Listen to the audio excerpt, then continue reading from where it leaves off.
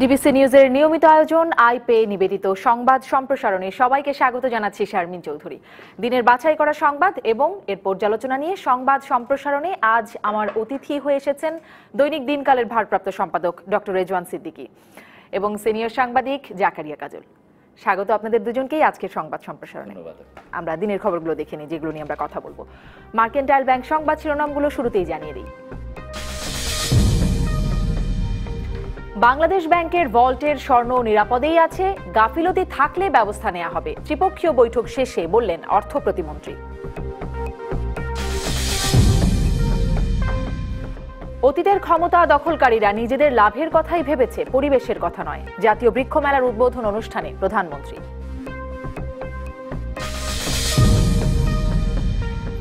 এবং নাজমুল হুদার নেতৃত্বে 14 দলীয় জোটে যোগ দিচ্ছে 9টি রাজনৈতিক দল, জানালেন মোহাম্মদ নাসিম। বাম গণতান্ত্রিক জোটের আত্মপ্রকাশ।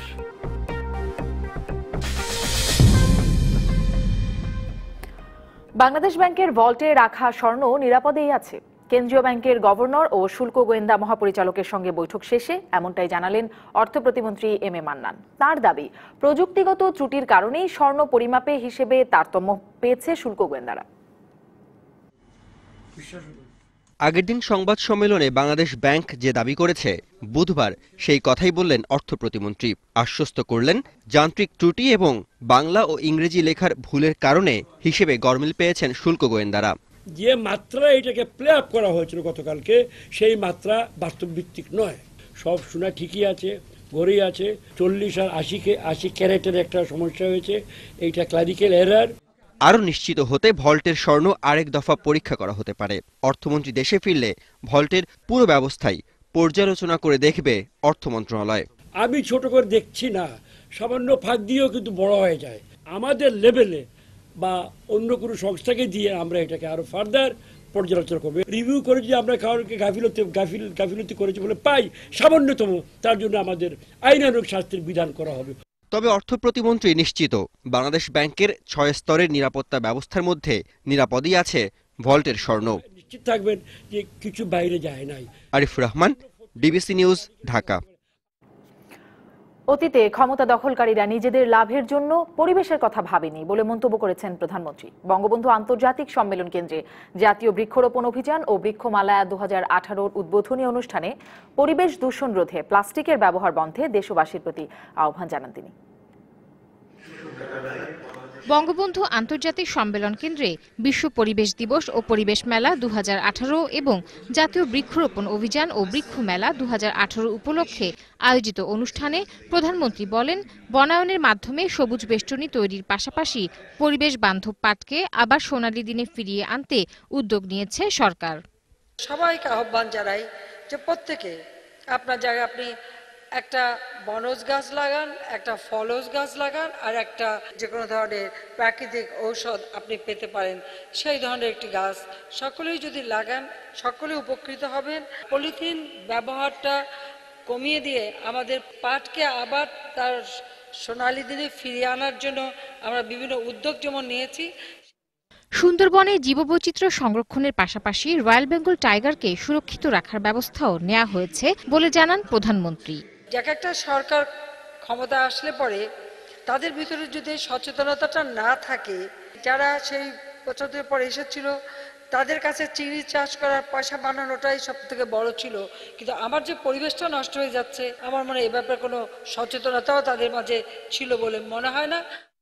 অনুষ্ঠান প্রাঙ্গণে একটি বৃক্ষরোপণের মাধ্যমে মহান মুক্তিযুদ্ধে আত্মোৎসর্গকারী 30 লাখ বীর শহীদদের স্মরণে সারা দেশে 30 লাখ বৃক্ষরোপণ কর্মসূচির উদ্বোধন করেন প্রধানমন্ত্রী Sheikh Hasina. Tahsina Jesy, DBC news, Dhaka. Barrister Nazmul হুদার নেতৃত্বে 9টি রাজনৈতিক দল 14 দলীয় জোটে যোগ দিতে আগ্রহী, একথা জানিয়েছেন জোটের সমন্বয়ক ও আওয়ামী লীগ নেতা মোহাম্মদ নাসিম।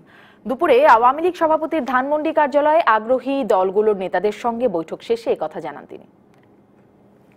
কয়েকটি রাজনৈতিক দল এবং জোটের নেতৃবৃন্দ যারা মুক্তিযুদ্ধ চেতনায় বিশ্বাস করেন, মাননীয় প্রধানমন্ত্রী শেখ হাসিনার নেতৃত্বে বিশ্বাস করেন, একটি অসাম্প্রদায়িক বাংলাদেশ গড়ে তোলার লক্ষ্যে এবং বিএনপি জামাত জোটের অসংখ্য শক্তিকে চূড়ান্ত পরাজিত করার লক্ষ্যে তারা তারা এই ব্যাপারে আমাদের সঙ্গে কাজ করতে চান। কিভাবে তিনি এদের কাজ করতে চান, কিভাবে কাজ করবো আমরা, এর মূল সিদ্ধান্ত নেবে শেখ হাসিনা। দুঃশাসন, দুর্নীতি সহ জনগণের মৌলিক অধিকার নিশ্চিত এবং নির্বাচনী ব্যবস্থা সংস্কারের দাবিতে অবশেষে জোটবদ্ধ আন্দোলন গড়ে তোলার ঘোষণা দিয়ে যাত্রা শুরু করল বাম গণতান্ত্রিক জোট। সকালে রাজধানীর পুরনো পল্টনের মুক্তি ভবনে সংবাদ সম্মেলনে এই জোটকে আওয়ামী লীগ ও বিএনপির বিকল্প রাজনৈতিক শক্তিতে পরিণত করে তোলার ঘোষণা করা হয়।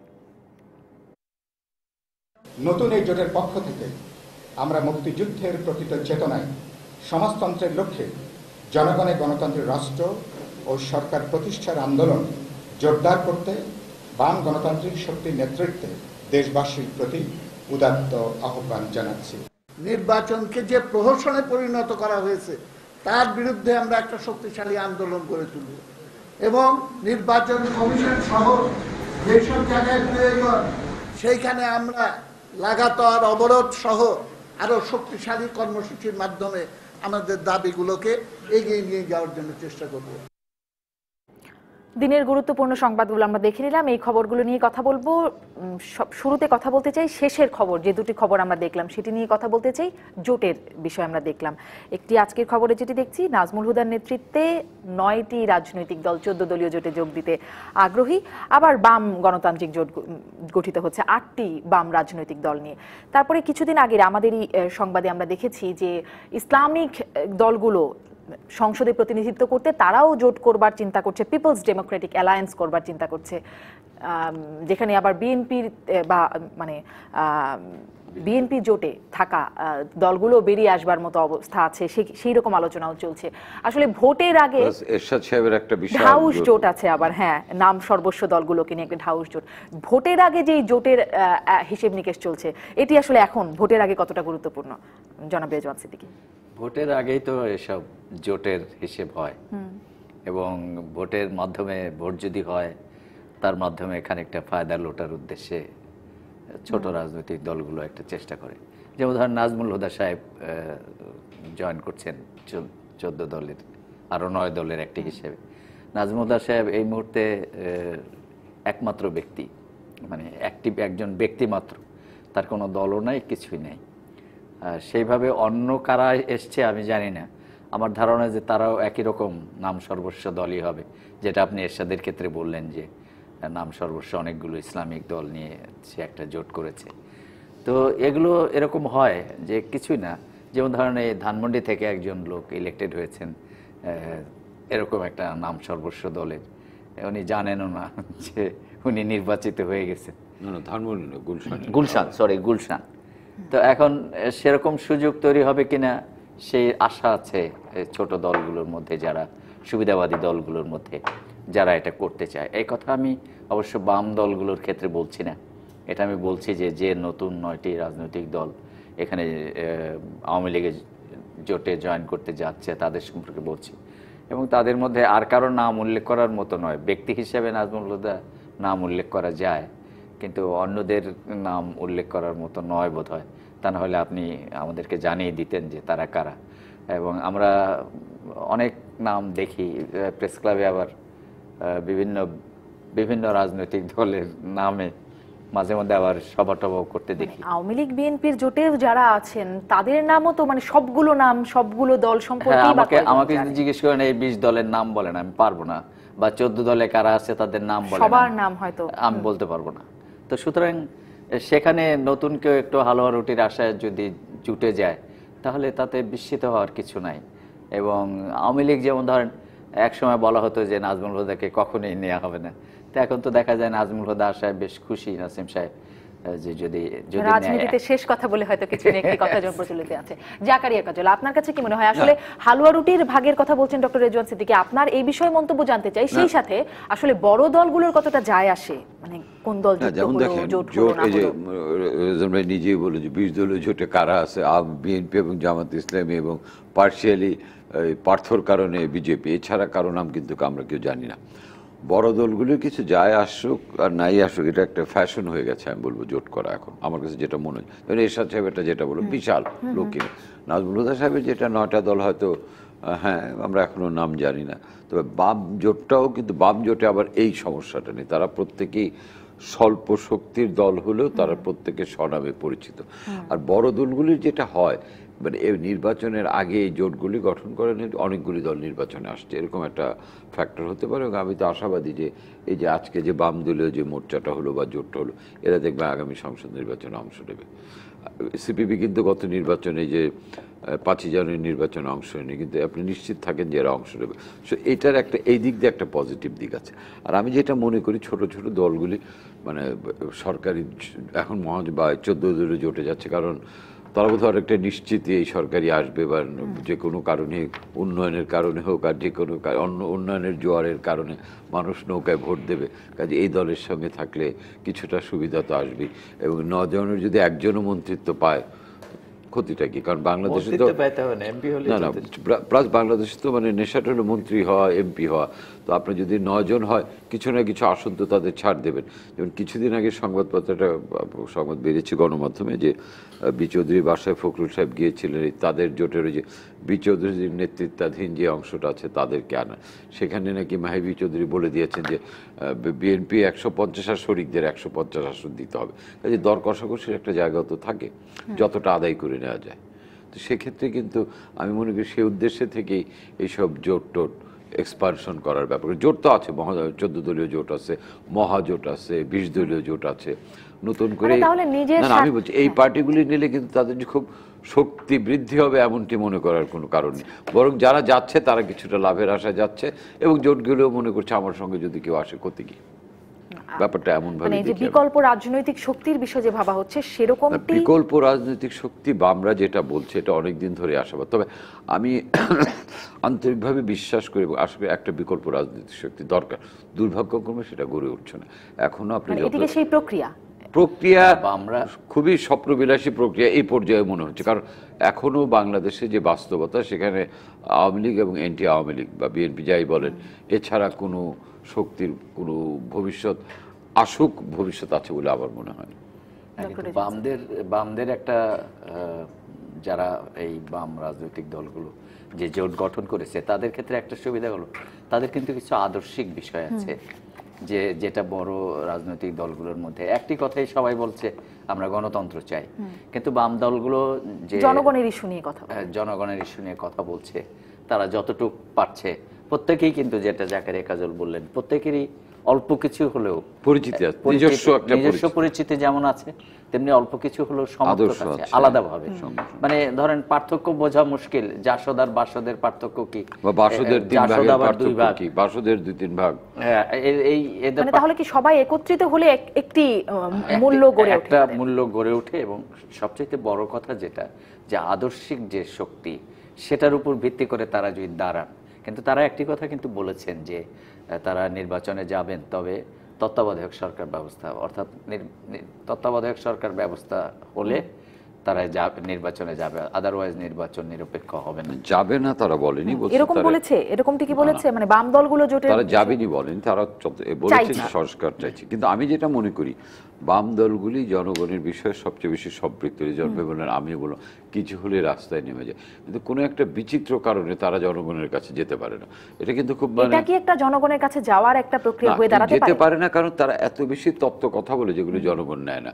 তো তাদের এই তাত্ত্বিক দৃষ্টিভঙ্গি আপনার মনে রাখতে হবে, আমাদের দেশে বেশিরভাগ মানুষ কিন্তু এডুকেশন লেভেল, আমরা যতই কাগজে কলমে বলি যে শিক্ষিতের হার বেড়েছে ইত্যাদি ইত্যাদি, ওই লেভেলে কিন্তু এডুকেশন লেভেলটা পৌঁছেনি। কাজে তাদের যে তত্ত্ব এবং তথ্য এগুলো বোধহয় সাধারণ মানুষকে ওইভাবে আলোড়িত করে। আর হয়তো দেখেন সারের দাম বলো কেউ নামার আগে তারা নেমে যায়, বিদ্যুতের দাম বাড়লো তারা নেমে যায়, কোথাও একটা ক্ষতি হলো তারা নেমে যায়। এই প্রেস ক্লাবের সামনে যখন গণশুনানি করে কোনো রাজনৈতিক দল না গেলে তারা যায়। আপনি দেখবেন যে বিদ্যুৎ গ্যাস তেলের দাম বাড়ানো তারা যায়, তারা একদম অফিসিয়ালি যায়। কিন্তু দুঃখ লাগে এটাই জনগণের ব্যাপারে এতটা যারা আগ্রহী, জনগণ তাদের ব্যাপারে আগ্রহী না। এই ব্যর্থতা আমি যেটা বিশ্বাস করি, সুরেজর ব্যাপারের সঙ্গে একমত হবেন আশা করি, এই ব্যর্থতা কিন্তু জনগণের না, এই ব্যর্থতা তাদের, তারা জনগণ বোঝাতে পারছে না, তারা সহজ কথার মধ্যে সহজভাবে বলতে পারে না। রবীন্দ্রনাথ ঠাকুরের সেই সহজ কথা যায় না বলা সহজে।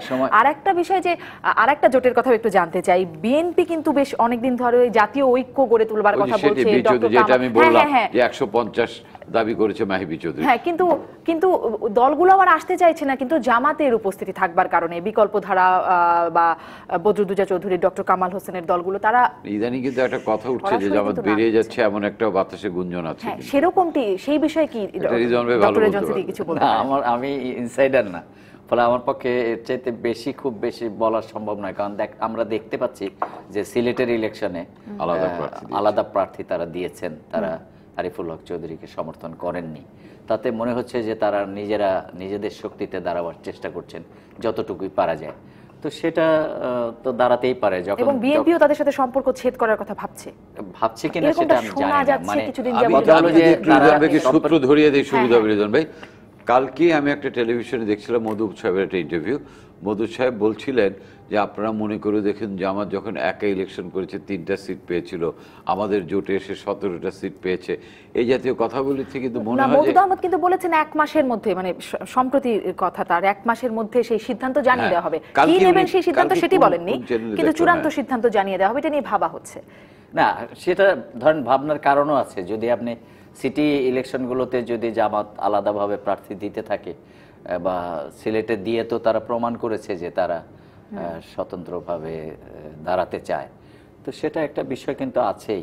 আর আমার একটা কথা আমি শেষ করি না, সেটা হলো বাম জোটগুলোর যে জোট যেটা তৈরি হয়েছে, একটা সময় ছিল ধরেন বাম আদর্শ যেটা, অর্থাৎ মার্কসিজম, সেটা নিয়ে সারা পৃথিবীতে একটা তোলপাড় ছিল। সোভিয়েত ইউনিয়ন ছিল, কিউবা ছিল, চায়না ছিল, এবং চায়নাকে ঘিরে বিশ্বের এক সাইড একদিকে ছিল, সোভিয়েত ইউনিয়নকে ঘিরে এক ধরনের ছিল। এবং আদর্শিক যে দ্বান্দ্বিক বস্তুবাদের যে আদর্শ, সেটা ধরে আমরাও কিন্তু ছাত্র রাজনীতির সঙ্গে সম্পৃক্ত হয়েছি, এবং সেখানে লেখাপড়া যতটুকু সম্ভব যে এই আদর্শটা কি সেটা জানা, মানুষকে বোঝানোর চেষ্টা করা, সেটা কিন্তু ছিল। তো সেটা থাকলেই কিন্তু আলটিমেটলি যেটা হয় যে বাংলাদেশ বা সাবকন্টিনেন্টে আপনি দেখেন যে আসলে ব্যক্তি ইমেজ নির্বাচনে অনেক বেশি ইম্পর্ট্যান্ট। ধরেন খালেদা জিয়া এটা ইম্পর্ট্যান্ট, শেখ হাসিনা ইম্পর্ট্যান্ট, আর এমনকি রংপুর অঞ্চলে হয়তো এরশাদ ইম্পর্ট্যান্ট। সেটা কিন্তু ব্যক্তি ইমেজ, এবং এইটা চেঞ্জ করা যাচ্ছে না এই সাবকন্টিনেন্টে। যদিও নেপালে চেঞ্জ হয়ে গেছে, নেপালে আর এইসব বিষয়গুলো নেই, কিন্তু মালদ্বীপেও নেই। এখন ইন্ডিয়া, বাংলাদেশ, পাকিস্তান, এই জায়গাগুলোতে এই বিষয়গুলো রয়ে গেছে যে ব্যক্তি ইমেজটা প্রধান হয়ে, সেখানে আদর্শটা আর বড় থাকে না, ব্যক্তি বড় হয়ে ওঠেন। এই জায়গায় বামরা কতটুকু করতে পারবেন সেটা, এখানেই কি বামরা পিছিয়ে আছে? এখানে বামরা পিছিয়ে আছে। জাকারিয়া কাজল, যেই প্রশ্নটিতে ছিলাম যে বিএনপির বিষয়টি, আসলে বিএনপি জামাতের সাথে যেই ভাবনাটা ভাবছে যে জামাতকে ছেড়ে যাবার ভাবনা বা জামাত আলাদা হয়ে যাচ্ছে, এরকম যে কথাগুলো চলছে, এটি আসলে তো অনেক দিন ধরেই অনেকগুলো, মানে এই আলোচনাগুলো অনেক পুরনো, ঐক্য জোট গড়বার যে আলোচনাগুলো সেগুলো পুরনো, কিন্তু জামাতের কারণে সেটি সফল হয়ে উঠছে না। এখন এটি কি ইতিবাচক দিকে যাচ্ছে বলে মনে হয় বিএনপি যদি এমনটি ভাবে? না, বিএনপিকে জামাতের সঙ্গ ছাড়ার কিন্তু বিএনপির ভেতর থেকে একটা চাপ ছিল। বিএনপিতে কিন্তু প্রচুর মুক্তিযোদ্ধা আছে, অস্বীকার করে কোনো উপায় নেই। ভেটারেন মুক্তিযোদ্ধারও বিএনপিতে আছেন। তাদের কাছে নিশ্চয়ই জামাতের সঙ্গে জোট বাঁধাটা, যদিও তারা রাজনৈতিক কারণে বলেন যে এটা নির্বাচনী জোট ইত্যাদি ইত্যাদি, তো জামাতের সঙ্গে এই জোটে থাকাটা তাদের জন্য খুব স্বস্তিকর বলে তাদের অনেকের সঙ্গে ব্যক্তিগত আলাপচারিতায় বুঝে তারা স্বস্তিতে, তারা ওয়েলকাম করবে এটা। তারপর মানুষের মধ্যে, অনেকের মধ্যে, মানে জনগণের মধ্যে কিন্তু জামাত যদি ছেড়ে দেয় বিএনপি, সেটা একটা পজিটিভ ইম্প্যাক্ট জনগণের মধ্যে পড়বে। কারণ স্বাধীনতার পক্ষের বহু লোক আছে যারা বিএনপিকে সমর্থন হয়তো করতে চায়, কিন্তু জামাতের কারণে করছে না, বা যারা করছেও তারাও জামাতকে নিয়ে একটা দ্বিধাদ্বন্দ্বে ভোগে। অবশ্যই পাশাপাশি বিএনপির বিদেশি মিত্রদের অনেকেরও কিন্তু চাপ আছে জামাতকে ছেড়ে দেয়। বিশেষ করে বিএনপি তো এখন ঘন ঘন পাশের দেশে যাচ্ছে, বিভিন্ন দেন দরবার করছে, সেখানেও শোনা যায় জামাত ইস্যুটা একটা ফ্যাক্টর। তো সব মিলিয়ে বিএনপি বোধহয় বাধ্য হয়ে এই সিদ্ধান্তটা নিতে পারে। দেখা যাক, আমরা নিশ্চয়ই এই সিদ্ধান্ত কবে নেয়, 1 মাসের সেই সময়টি আলটিমেটাম একটি। দেখেন, কালকে মওদুদ আহমেদের কথায় আমি খুব, মানে আমি নিজে শুনলাম মওদুদ সাহেব যেটা বললেন, তো মনে হলো যে তিনি রাখতেই চাচ্ছেন। কারণ তিনি বারবার বলছিলেন আমাদের সঙ্গে থেকে জামাত এতগুলো সিট পেয়েছে, 17টা, ওরা একা হয়ে 3টা, ওদেরই ভাবতে হবে কোন থাকা ভালো ইত্যাদি ইত্যাদি একটা ব্যাপার আছে। এই খবরগুলোর দিকে নিশ্চয়ই নজর রাখবে। এখন একটা বিরতিতে যাই, বিরতির পরে এসে বাংলাদেশ ব্যাংকের যে ভল্টের খবরে আলোড়ন চলছে, অর্থ প্রতিমন্ত্রী যেটিকে অস্বীকার করলেন সেই বিষয়টি নিয়ে আপনাদের আলোচনা জানবো এবং তখন আমাদের সঙ্গে যোগ দেবেন বাংলাদেশ ব্যাংকের সাবেক ডেপুটি গভর্নর খন্দকার ইব্রাহিম খালেদ। তাকে আমরা সরাসরি নিয়ে ফিরছি, দর্শক থাকুন সাথে।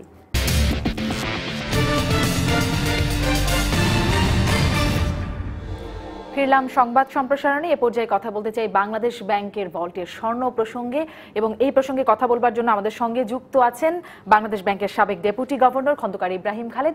খন্দকার ইব্রাহিম খালেদ, আপনাকে স্বাগত জানাচ্ছি আজকের সংবাদ সম্প্রসারণে। আপনার কাছে একটু প্রথমেই স্পষ্ট হয়ে নিতে চাই বিষয়টি যে আপনি কি মনে করেন গতকাল মানে প্রথম আলোতে প্রকাশিত যে প্রতিবেদনে স্বর্ণের গরমিলের যে খবরটি আমরা পেলাম সেটি রাতেই অস্বীকার করলো বাংলাদেশ ব্যাংক, আজকে অর্থ প্রতিমন্ত্রীও সেইভাবে করেই অস্বীকার করে বললেন কোনো নিরাপদে আছে স্বর্ণ। এই বাংলা ইংরেজির গরমিল 40-কে 80 লেখা হয়ে গেছে, এরকমটি হয়েছে, ক্ল্যারিক্যাল মিস্টেকের কথা বললেন। আসলে বিষয়টি কোনটি হওয়াটা স্বাভাবিক মনে হয়? আপনার পর্যালোচনা একটু জানতে চাই।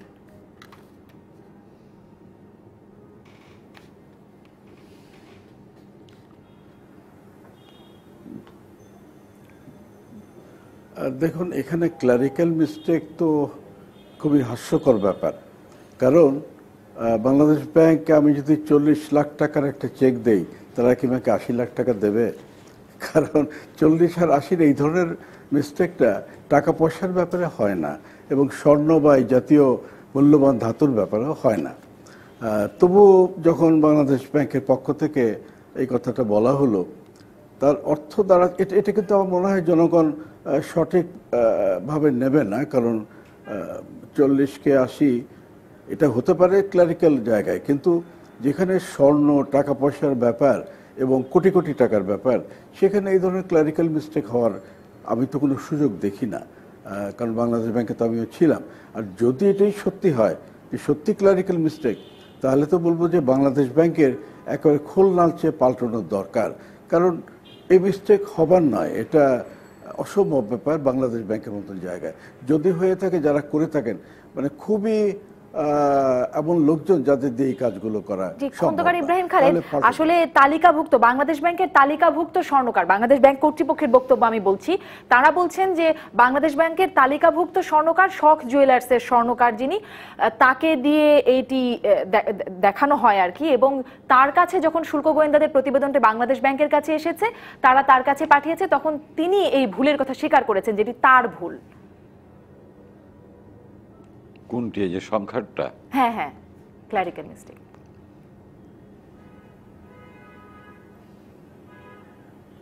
না দেখুন, এখানে তো স্বর্ণকারকে আনার কোনো ব্যাপার নেই। স্বর্ণকারের কিন্তু যে তার যেটুকুন রেসপন্সিবিলিটি, সেটা কিন্তু বাংলাদেশ ব্যাংকের সঙ্গে, তার অ্যাকাউন্টেবিলিটি বাংলাদেশ ব্যাংকের সঙ্গে। তো সেটা নিয়ে পাবলিকলি আসার দরকার নাই। কারণ কাস্টমস জমা দিয়েছে কিন্তু স্বর্ণকারের কাছে না, বাংলাদেশ ব্যাংকের কাছে। তো সেখানে বাংলাদেশ ব্যাংক কাকে দিয়ে করবেন, কোন যন্ত্র দিয়ে করবেন, এটা তাদের নিজস্ব ব্যাপার। কিন্তু তারা কাস্টমস জমা দেওয়ার পর এখানে কি শুধুমাত্র বাংলাদেশ ব্যাংকই যাচাই বাছাই করে রাখবে? শুল্ক গোয়েন্দা কর্তৃপক্ষের কি মানে রাখবার সময় তাদের কি নিজস্ব কোনো যাচাই বাছাই থাকে না? জি,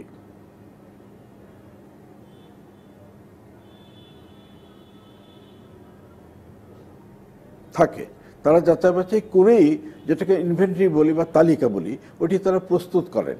তার মধ্যে যেটা লেখার দরকার বা লিখেছেও হয়তো, কত ভরি স্বর্ণ, কি আকারের স্বর্ণ, তারপরে কোন ক্যারেটের স্বর্ণ, এইগুলি লেখা থাকে এবং সেটাতেই তারা সিগনেচার করে বাংলাদেশ ব্যাংকে সাবমিট করে। বাংলাদেশ ব্যাংকের লোকজন এখানে স্বর্ণকার বাংলাদেশ ব্যাংক অ্যাডভাইজার হিসেবে থাকতে পারে, এটা আমরা জানার দরকার নেই। বাংলাদেশ ব্যাংক সন্তুষ্ট হয়ে গ্রহণ করেছে এবং সেই সন্তুষ্টির নিদর্শন হিসেবে ওই তালিকার উপরে সিগনেচার করেছে কাস্টোডিয়ান হিসেবে। এবং এখন আমাদের মূল ডকুমেন্ট হলো ওই তালিকাটি, সেই তালিকার থেকে বিচ্যুত হওয়ার অবকাশ নাই। এখন একথা বাংলাদেশ ব্যাংক বলতে পারে না এটা স্বর্ণকারের ভুল। স্বর্ণকারের ভুল হলে আপনি দায়ী। এমন স্বর্ণকারকে কেন রাখেন যে ভুল করবে, বা এমন পদ্ধতি কেন গ্রহণ করেন? এখানে ব্যাপারটা সম্পূর্ণ দ্বিপাক্ষিক। কাস্টমস, বাংলাদেশ ব্যাংক, মাঝখানে কাউকে এনে একটা স্কেপ কোড খাড়া করানো, এটি খুব ভালো মানে ক্ল্যারিক্যাল মিস্টেক হলে সেই দায়িত্বটাও বাংলাদেশ ব্যাংক কর্তৃপক্ষের উপরেই পড়বে বলছেন আপনি। আমি একটু স্টুডিও থেকে আপনার কাছে আরো কিছু বিষয় জানবো খন্দকার ইব্রাহিম খালেদ, একটু তার আগে আপনাদেরও একটু পর্যালোচনা জানতে চাই। আমরা বিশেষজ্ঞের যিনি কিনা কর্তৃপক্ষ ছিলেন তার কাছ থেকে জানলাম সাধারণভাবে কি মনে হয় ডক্টর রেজওয়ান সিদ্দিকী, আসলে কার ব্যাখ্যাটি বেশি গ্রহণযোগ্য? বাংলাদেশ ব্যাংকের ব্যাখ্যা এখানে মোটেও গ্রহণযোগ্য নয়, বরং ইব্রাহিম খালেদ সাহেব যেটা বলছেন সেটা অনেক বেশি গ্রহণযোগ্য। আবার আপনি লক্ষ্য করেন যে এই ধরনের ক্ষেত্রে ব্যাংকের যে কোনো কাজে ধরেন 40 তো 40 যদি আপনি লিখে দেন, তাহলে ইংরেজিতেও মানে বানান করেও আপনি 40 লিখবেন, এটি সাধারণ নিয়ম। আপনি একটা ব্যাংক চেক লিখতে গেলেও অক্ষরে লিখবেন, আবার সংখ্যায় লিখবেন। সুতরাং এই যে ক্যারেটের হিসাব, আমি জানি না, ইব্রাহিম খালেদ ভাই ভালো বলতে পারবেন যে সেটাও কি এখানে এইভাবে লেখার নিয়ম নয় যে 80 EIGHTY লেখা থাকবে বা 80 সরাসরি লেখা থাকবে। তো এরকম কি নিয়ম নয়? এরকম নিয়ম না থাকার কোনো কারণ আমি খুঁজে পাই না। সেক্ষেত্রে বাংলাদেশ ব্যাংক প্রতিমন্ত্রী ওবায়দুল কাদের যেভাবে ঝাঁপিয়ে পড়েছেন, তাতে মানুষের মনের সন্দেহ, যেটা ইব্রাহিম ভাই বলছেন, মানুষের মনের সন্দেহ আরো অনেক বেশি ঘনীভূত হবে যে নিশ্চয়ই এখানে কিছু ঘটেছে, তা না হলে এত সব লোক একযোগে পাগল হয়ে গেছে কেন এটাকে জাস্টিফাই করার জন্য। কারণ এটি তো অনেক আস্থার একটি জায়গা আমাদের কেন্দ্রীয় ব্যাংক। হ্যাঁ, এটি কি তো আস্থার জায়গা রাখতেও হবে। রিজার্ভ চুরির ক্ষেত্রেও আপনি দেখেন, এটা তো 4 স্তরের নিরাপত্তা ছিল, তো রিজার্ভ তো চুরি হয়েছে। এবং সেটা জাকারিয়া কাজল আসলে কি আমাদের ব্যাংকের নিরাপত্তা ব্যবস্থাটি নিশ্চয়ই ইব্রাহিম খালেদও বলতে পারতেন, আপনার কাছেও জানতে চাই। ভোল্ট থেকে নিয়ে যাওয়া অন্য জিনিস, যেটা মনে করি আমি যেটা বিশ্বাস করতে চাই যে ঘটনাটা ঘটেনি, কিন্তু বিশ্বাস করতে চেয়েও তো আর বিশ্বাস করতে পারছি না। কারণ ইব্রাহিম খালেদ যেটা বললেন এটাই যৌক্তিক। একটা ব্যাংকে 40-80 ভুল করবে, এটা তো সহজ না, কারণ এখানে কোটি কোটি টাকার লেনদেন। এটাও কি খুব সহজ যে 6 স্তরের নিরাপত্তা পেরিয়ে, মানে এটা তো ম্যানুয়ালি করতে হবে যদি করতে হয়, ওটা না হয় ডিজিটালি করা গেছে ওই হ্যাকিং এর ঘটনাটা, এটি তো ম্যানুয়ালি করতে হবে। এখন আমি তো জানি না যে সর্ষের মধ্যে যদি ভূত থাকে অনেক কিছু হতে পারে, সেটা নিয়ে সর্ষের মধ্যে ভূত আছে কিনা এটা তো আমরা ক্লিয়ার না, এবং বাংলাদেশের সর্ষের মধ্যে ভূত থাকার যথেষ্ট আশঙ্কা থাকে। আমি যেটা মনে করি, ওভারঅল বাংলাদেশ ব্যাংকই সেন্ট্রাল ব্যাংক হিসেবে এখন তার কর্তব্য পালন করছে। কোনো ডিসিশনে তো এখন আর বাংলাদেশ ব্যাংকে যে ওনারা যখন ছিলেন অনেক ডিসিশন বাংলাদেশ ব্যাংক নিত, কিন্তু এখন তো আমার কেন জানি মনে হয় যে বাংলাদেশ ব্যাংক তো অন্যরা চালায়, হয় ব্যাংক মালিকরা চালায় কোনো ক্ষেত্রে, কোনো ক্ষেত্রে তো ফিনান্স মিনিস্টার চালায়। কারণ আপনি দেখেন তো বাংলাদেশ ব্যাংকের যে অবস্থা, অন্যান্য পৃথিবীর অন্যান্য দেশের রিজার্ভ ব্যাংক বা স্টেট ব্যাংকের যে ভূমিকা, সেই সঙ্গে বাংলাদেশ ব্যাংকের ভূমিকা কি আমরা পাই। যে বাংলাদেশ ব্যাংকে আগে দেখতাম আমরা মনিটারি পলিসি ডিকটেট করে, ইন্টারেস্ট রেট ডিকটেট করে, সব করে, এখন ব্যাংকাররা মালিকরা বসে একটা কিছু চাপিয়ে দিচ্ছে। আমি খুব দুঃখের সঙ্গে এটা বলছি, ওভারঅল এটা কেন্দ্রীয় ব্যাংকের মূল এবং মৌল দুটি কাজ যদি কেন্দ্রীয় ব্যাংক না করে বিভিন্ন ঘটনা ঘটতে নিশ্চয়ই এই বিষয়টি যদি কেন্দ্রীয় ব্যাংকের অস্বীকার করাটাকে নিশ্চয়ই প্রমাণ করতে হবে। কিন্তু এই যে প্রশ্নটি ছিল যে আসলে এই ভল্টেজ যদি এটি সত্যি হয়ে থাকে, এটি কি আসলে খুব সহজ প্রক্রিয়া? আমি একটু খন্দকার ইব্রাহিম খালেদের কাছ থেকে একটু জেনে নিই। খন্দকার ইব্রাহিম খালেদ, এটি কি একটু আমাদেরকে স্পষ্ট করতে পারেন যে এই যদি আসলে এই প্রতিবেদনে যেটি এসেছে সেটি যদি করতে হয় যে স্বর্ণের বদলে অন্য ধাতুর তৈরি আংটি বা অন্য ধাতুর তৈরি চাকতি রেখে দেওয়া বা ক্যারেটের পরিবর্তন করা, এটি কি খুব সহজ হবে? পরিবর্তন কিন্তু খুব কঠিন কাজ, সেটি আমি একটু স্পষ্ট হই খন্দকার ইব্রাহিম খালেদ।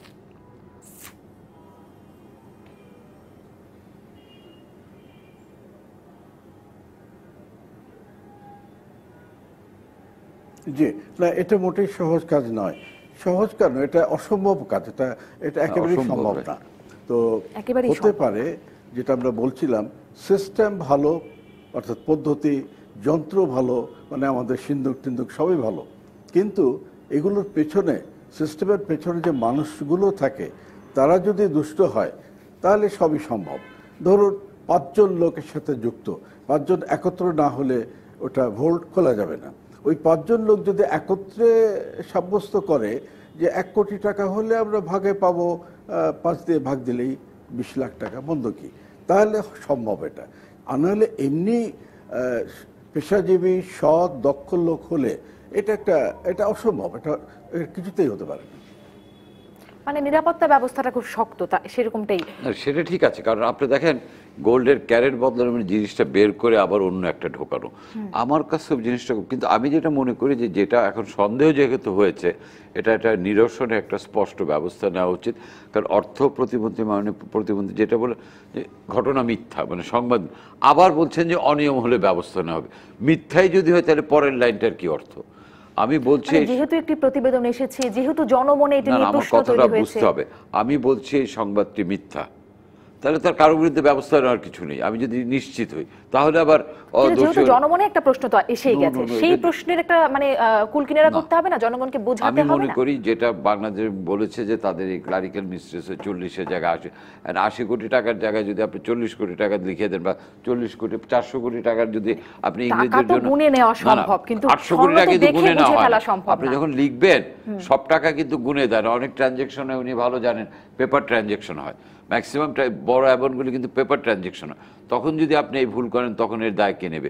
কাজেই বাংলাদেশ ব্যাংকের মতো স্পর্শকাতর এবং গুরুত্বপূর্ণ জায়গায় যারাই এই মিস্টেকটা করেছে তাদের বিরুদ্ধে আপনাকে সুনির্দিষ্ট ব্যবস্থা না নিলে জনমনে আস্থা ফিরবে না। এখন এই যে ব্যবস্থার কথা বলছেন, অর্থ প্রতিমন্ত্রীও কিন্তু একই কথা বলেছেন যে অর্থমন্ত্রী দেশে ফিরলে আইনানুগ প্রক্রিয়ায় এই বিষয়টি তদন্ত করা হবে। এটি একটু জানতে চাই খন্দকার ইব্রাহিম খালেদ, আসলে আইনানুগ প্রক্রিয়ায় যে তদন্ত করে ব্যবস্থা নেওয়া হবে, এইটি কিরকম বিষয়, কিভাবে এটি তদন্ত করা হবে, কিভাবে খতিয়ে দেখা হবে? জি,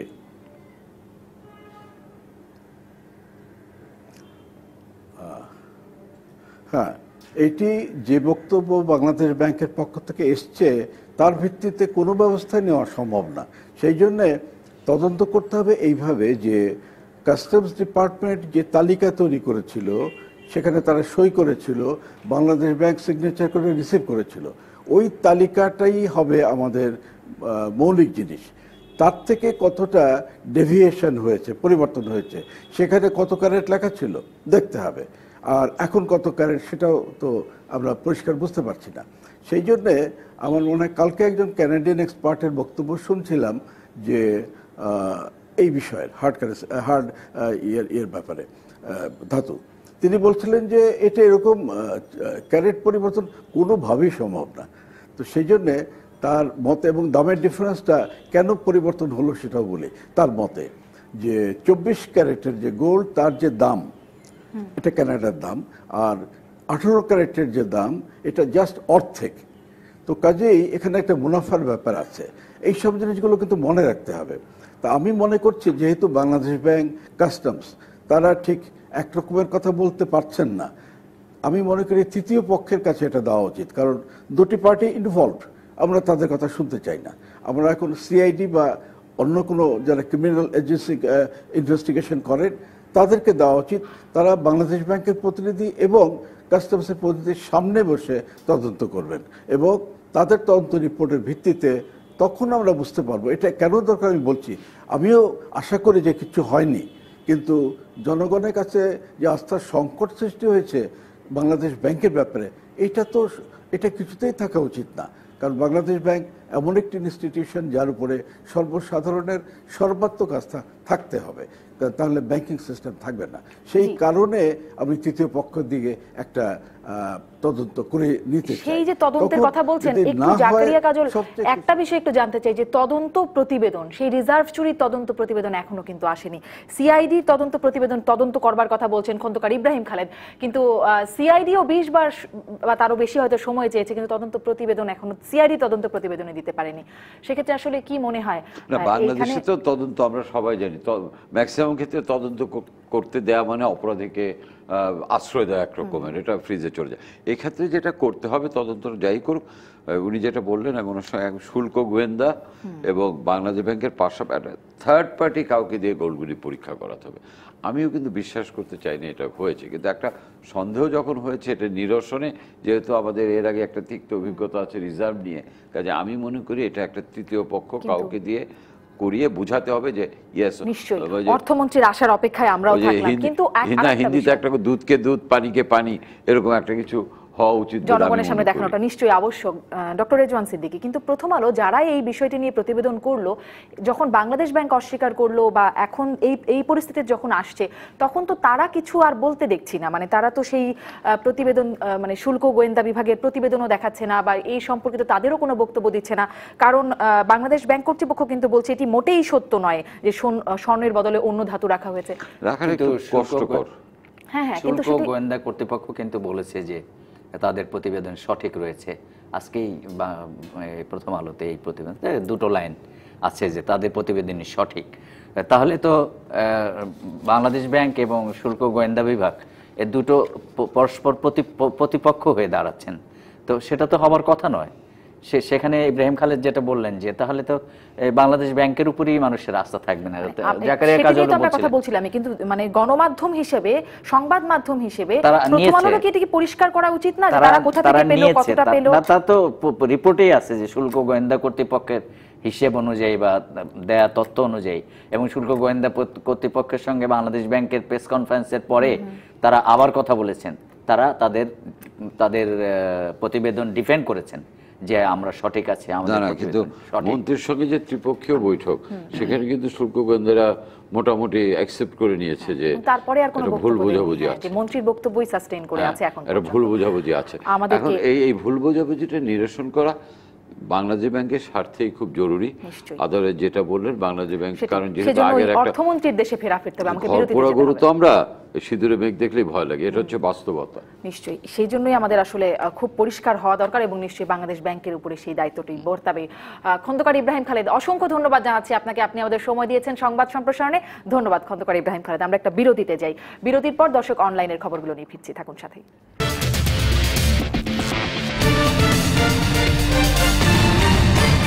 ফিরলাম সংবাদ সম্প্রসারণে, দেখে নিই অনলাইনে কি কি আছে। প্রথম আলো, হজযাত্রী পরিবহন সম্পর্কিত বিমানের এক ভুলে নানা ক্ষতি। হজযাত্রী পরিবহন ইতিমধ্যেই এটা ওই যে 300-400 একটা ওই যে বাংলাদেশ ব্যাংকের মতো অঙ্কের গন্ডগোলের মতো ইউজিসি চেয়ারম্যানকে হত্যার হুমকি, এটি একটি খবর। প্রথম আলোর পরের পত্রিকায় চলে যায়, কি আছে? বিডি নিউজ, দুদকের অভিযানে সিভিল সার্জন অফিসে ঘুষের প্রমাণ। দুদকের অভিযানে এটা তো প্রমাণের দরকার নেই, এটা তো স্বাভাবিক নিয়ম, হাতে নাতে ধরা আর কি। তারপরে দেখছি যুক্তরাষ্ট্রের নতুন রাষ্ট্রদূত হচ্ছেন আর্ল রবার্ট মিলার। মার্শা বার্নিকাটের জায়গায় তিনি আসছেন বাংলাদেশে। আরেকটি খবর স্পটলাইটে আছে, রোহিঙ্গা বিতরণ, আইসিসির রুলিং চায় বাংলাদেশ। আইসিসির রুলিং এখন কতটা কার্যকর, এক লাইন শুনে নেব। আইসিসি রুলিং দিলে, এই মুহূর্তে আইসিসি রুলিং দিবে কিনা, প্রথম হলো বাংলাদেশে একটা অ্যাপিল দরকার আইসিসিতে, যে আমাদের এখানে এইভাবে অত্যাচার করে এই করেছে ওই করেছে। বাংলাদেশ সেরকম কিছু করেনি, ফলে আইসিসি নিজ থেকে রুলিং চাওয়া। ইন্টারন্যাশনাল ক্রিমিনাল কোর্টেরই একটি সিম্পোজিয়ামে গিয়া রুলিং করেনি বাংলাদেশ, নিশ্চয়ই রুলিং চাইলে সে ব্যবস্থা নেবে বাংলাদেশ, তারপরেই তো রুলিং চাইবে। আইসিসি কিন্তু সোমোটোও করতে পারবে না, ইটস এ গ্লোবাল ইস্যু। এবং যারা এসছেন, আপনি ধরেন জাতিসংঘ বলেন, ওয়ার্ল্ড ব্যাংক বলেন, বিভিন্ন প্রধান রাষ্ট্র, তারা কিন্তু সবাই এটা কনসার্ন, সেজন্যই সোমোটো দিতে পারে দৃষ্টি আকর্ষণ। আমরা শেষ করি আজকের মতো। ধন্যবাদ আপনাদের দুজনকে। আজকের সংবাদ সম্প্রসারণ থেকে বিদায় নিচ্ছি। দর্শক ভালো থাকবেন।